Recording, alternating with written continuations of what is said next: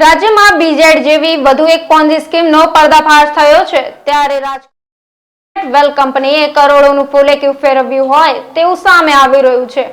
જેમાં મહિને 4 થી 5% વળતરના નામે કરોડોનું રોકાણ કરી લોકો સાથે છેતરપિંડી આચરી હોવાનું સામે આવ્યું છે। રાજ્યમાં હાલ 5 થી 7,000 લોકોએ રોકાણ કર્યાની આશંકા છે। સંજય માંગરોલિયા નામનો મુખ્ય વ્યક્તિ અને ભરત મછોયા નામનો એજન્ટ હાલ ફરાર છે,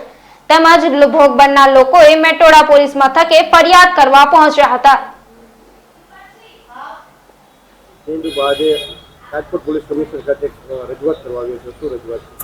આમાં એવું છે કે હિસેટ વેલ્થ કંપની છે, તેને પોતાની જુદી જુદી કંપની બનાવેલી માહી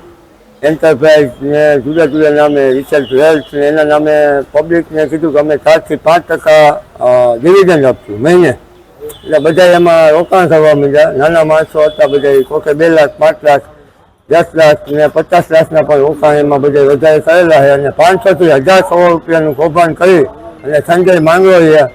અત્યારે ફરાર છે અને પોતાનો મોબાઈલ બંધ કરી દીધો છે, ઓફિસો બંધ કરી દીધી છે અને એની મિલકતો પણ વેચી નાખી એવા સમાચાર છે અને પબ્લિક એની પાસે માંગવા જતા હતા તો કોઈ હતું નહીં અને છેતરપિંડીનો આભાસ થતા બધા અત્યારે ફરિયાદ કરવા અત્યારે અમે જાય છીએ અમારા કમિશનર ઓફિસે અને 50 થી 60 લોકો અત્યારે ફરિયાદ કરશે અને મેટોડામાં પણ 2 દિવસ પહેલાં આ બાબતે ફરિયાદ થઈ ચૂકી છે અને 500 થી 1000 કરોડનું કૌભાંડ આખા ગુજરાત વ્યાપી કરેલ છે અને